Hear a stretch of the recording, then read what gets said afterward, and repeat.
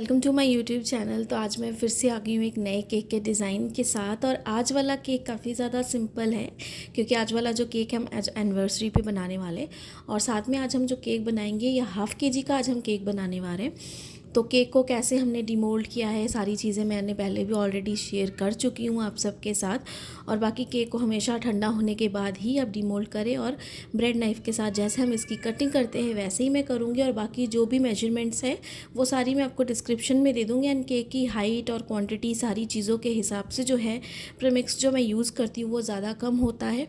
तो जो भी केक मोल्ड लेती हूँ ना उसके हिसाब से मैं प्रीमिक्स लेती हूँ कि मुझे कितना केक बनाना है, कितना केजी का केक है, उसकी हाइट कितनी होनी चाहिए। तो उसके हिसाब से जो मैं लेती हूँ मैं वही सारी चीज़ें आप सबके साथ शेयर करती हूँ डिस्क्रिप्शन में।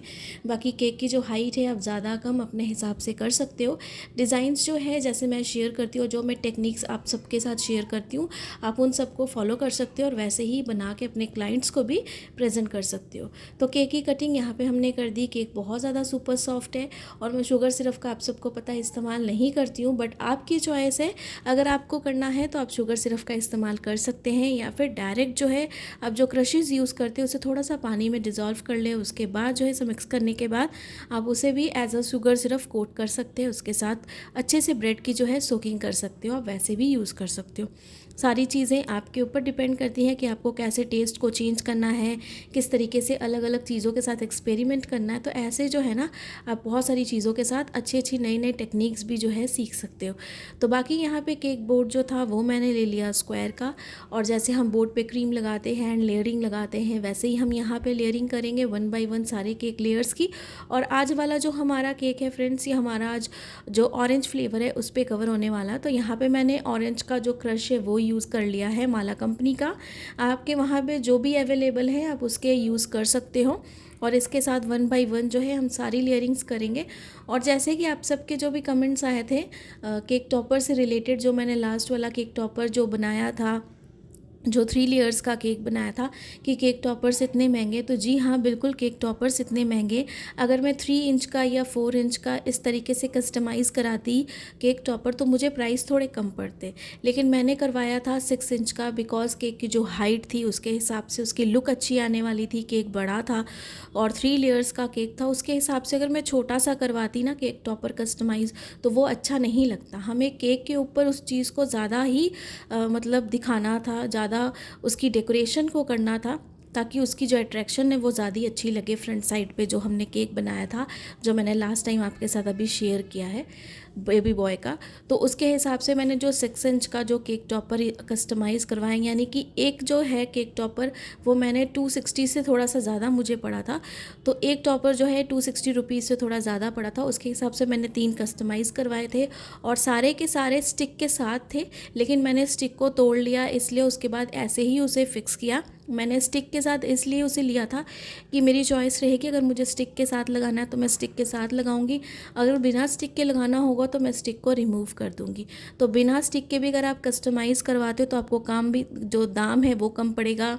उसके बाद अगर आप साइज़ छोटा करवाते हो केक टॉपर का तो भी आपको प्राइस कम पड़ेगा। तो जो साइजेस जैसे जैसे बढ़ेंगे ना केक टॉपर के, जैसे मैंने 6 इंच का करवाया, अगर आपको 8 इंच या 9 या 10 इंच का करवाना है तो प्राइस ज़्यादा पड़ते हैं। ऐसी चीज़ों के प्राइस जो है ज़्यादा कम होते हैं हर एक चीज़ में, जब भी आप कोई भी चीज़ को कस्टमाइज़ कराते हो। अगर किसी स्टिकर को भी कस्टमाइज़ करवाते हो ना फ्रेंड्स, तो भी उसमें प्राइजेस का फ़र्क पड़ता है। अगर किसी भी स्टिकर को आपने 6 इंच करवाया है, 4 इंच करवाया, तो ज़्यादा जितना बढ़ाओगे डिज़ाइन को उतना आपका प्राइस बढ़ेगा, और जितना कम और छोटा करोगे प्राइस आपका कम रहेगा। तो ये सारी चीज़ें हैं, और इसे मैंने अपने जो मार्केट वाली शॉप है वहाँ से कस्टमाइज़ करवाया है। आप चाहो तो इसे अपने जो मार्केट वाली शॉप है आपके वहाँ पे ज़रूर अवेलेबल होगा, आप वहाँ से भी इसे कस्टमाइज़ करवा सकते हो। और इसे पहले से आपको कस्टमाइज़ करवाना पड़ता है, जैसे 10 दिन या 15 दिन पहले आप कस्टमाइज़ करवाओ, या 2 हफ्ते तक ऐसे आप कस्टमाइज़ करवा सकते हो, ताकि जो है आपको टाइम टू टाइम जो है आपको रश ना हो, और पहले से केक के जो भी आपके जितने भी काम हो ना इसे कस्टमाइज़ करने वाले सारे से पहले रेडी रहें। तो इसके लिए आपको ऑर्डर पहले आना ज़रूरी है, और अगर आपको ऑर्डर पहले आया है तो आप इमीडिएटली ऑर्डर को कंफर्म कीजिए। जो भी अमाउंट है वो आप अपना आप ज़रूर लीजिए, पहले हाफ़ अमाउंट, उसके बाद जो है आप सारी चीज़ों को कस्टमाइज़ करवाना शुरू कीजिए। ऐसे आपका केक का ऑर्डर होने का भी चांसेस नहीं रहता है और आप जो है अपने केक को पहले से ही सारी चीज़ों को रेडी करके रखते हो कि क्या क्या आपको ज़रूरत है, किस तरीके से आपको केक को अरेंज करना है। तो ये सारी चीज़ें आपको पहले से रेडी करके रखनी पड़ती हैं। उसके हिसाब से आप अपने केक को जो है कस्टमाइज़ करवा सकते हो। बाकी मुझे और भी रिक्वेस्ट आई कि कलर जो है आप मिक्सिंग करने की भी वीडियो बनाएं, ज़रूर बनाऊंगी इससे।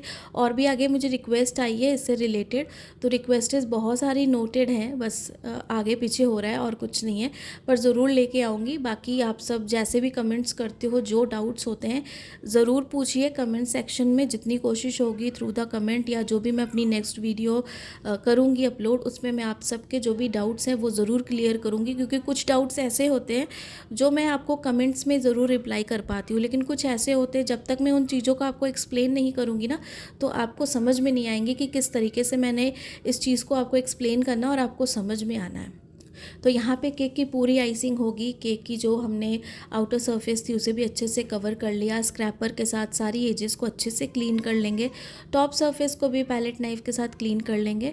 और कभी भी अगर आपको केक एक दिन पहले देना है, यानी कि एक दिन बाद देना है, मतलब आज अगर आपने केक बनाया सुबह या शाम, आपको नेक्स्ट डे डिलीवर करना है, तो हमेशा क्रीम को 90% तक ही बीट करें, बस थोड़ा सा लूज़ रहने दें ताकि उसमें एक मॉइस्चर बना रहे। बहुत स्टिफ पिक तक आप जो है केक जो क्रीम है उसे आप ना बीट करें।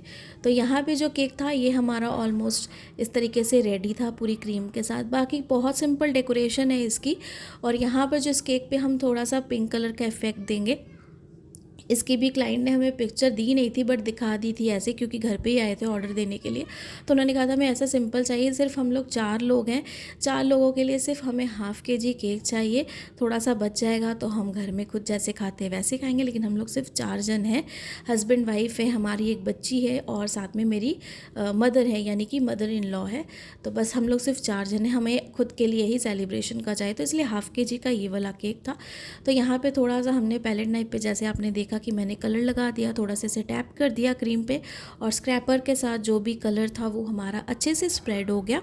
तो ये एक सिंपल वे है, सिंपल तरीका है कलर को स्प्रेड करने का, एंड एक अलग सा इफ़ेक्ट आ जाता है। इसके साथ आपको अलग से क्रीम में मिक्सिंग नहीं करनी पड़ती है किसी भी कलर की, और इसके साथ एक अलग पिंकिश कलर आ जाता है। और अगर आप क्रीम में ऐड करते हो पिंक कलर तो उसके साथ एक कलर इफ़ेक्ट डिफरेंट आता है। अगर आप सेम केक बनाओ सेम तरीके से और दोनों में पिंक कलर या कोई भी कलर अगर आप यूज़ करते हो, तो दोनों का मेथड अगर आप अलग अलग तरीके से यूज़ करोगे ना, तो दोनों में डिफरेंसेस आ जाएंगे, क्योंकि कलर यूज़ करने के तरीके से ही केक की पूरी जो लुक है वो आपकी चेंज हो जाएगी, भले आपने सेम केक क्यों ना बनाया हो। तो इस तरीके से सारी चीज़ों में ना चेंजेस आ जाते हैं। तो ऐसा नहीं होता है कि जो पिक्चर में देखा है सेम बन जाए, क्योंकि पिक्चर में पिक्चर क्वालिटी एंड जो उसका कलर इफ़ेक्ट होता है सारी चीज़ें डिफरेंट होती है, जिसकी वजह से भी कलर चेंजिंग हो जाता है। क्योंकि जो हम फ़ोटो में देखते हैं वो कलर एंड जो रियल में देखते हैं वो कलर काफ़ी डिफरेंट होता है, क्योंकि सबके कैमराज अलग होते हैं, फ़ोन कैमराज या फिर एचडी कैमराज सबके अलग होते हैं। तो नेचुरल कलर जो होता है ना वो हमें समझ में नहीं आता है। तो इस तरीके से देखें, यहाँ पे जो स्विल्स के डिज़ाइंस थे वो भी बना लिए। यहाँ पे मेरे पास फ्लावर्स थे, 4 फ्लावर्स थे, पिंक और रेड थे, तो इनकी भी क्वालिटी काफ़ी अच्छी थी फ्लावर्स की। तो यहाँ पे जो है हम टॉप पे लगा देंगे। जैसे आप सबको पता है कि मैं फॉयल पेपर से रैप करती हूँ, फॉयल पेपर या क्लिंग रैप आप किसी के साथ भी रैप करें, ताकि फूड हमारा जो केक हमारा वो फूड सेफ रहे। क्योंकि जो मिल्क वाइट निकलता है ना फ्लावर की स्टीम से, वो थोड़ा सा हो जाता है कि कुछ भी ख़राबी ना हो। ऐसा कुछ नहीं है कि कुछ हो जाएगा, लेकिन फिर भी हमें फूड सेफ्टी की रखनी पड़ती है ज़रूरत। तो उसके हिसाब से जो है हम यहाँ पे इसे फॉयल पेपर के साथ हमेशा रैप करते, उसके बाद इसे यूज़ करते। लीव्स को आप डायरेक्ट धो के ऐसे डायरेक्ट यूज़ करो, कोई दिक्कत नहीं है, लेकिन जो फ्लावर्स होते हैं ना उनकी स्टीम को हमेशा हमें कवर करना पड़ता है। तो इस तरीके से जो फ्लावर्स थे वो भी मैंने लगा दिए, और कुछ यहाँ पे जो मेरे पास लीव्स थे इन्हें मैंने अच्छे से धो लिया था, धो के इसे मैंने नैपकिन के साथ साफ़ कर लिया था। उसके बाद जो था इसे मैंने यहाँ पे लगाया। तो काफ़ी सिंपल सा है, लेकिन इस केक की जब मैं ओवरऑल लुक आपको दिखाऊंगी तो आपको समझ में आएगा कि इस केक को मैंने जब बनाया है इसकी शाइनिंग कितनी है इस केक की।